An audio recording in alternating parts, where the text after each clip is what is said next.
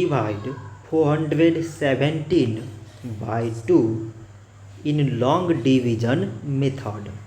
So 2 times 2 mean 4. On subtracting it is 0. So now we put this 1 and remove this 0. So 2 times 0 means 0.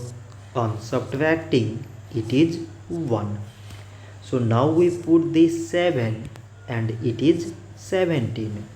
So 2 times 8 means 16. On subtracting we get 1. So now this 1 is less than 2 and there is no other number to put down. So we put here decimal so that we take 0. So it is 10 and 2 times 5 means 10. On subtracting it is 0. So 417 divided by 2 is 208 decimal 5. This much for today and thanks for watching.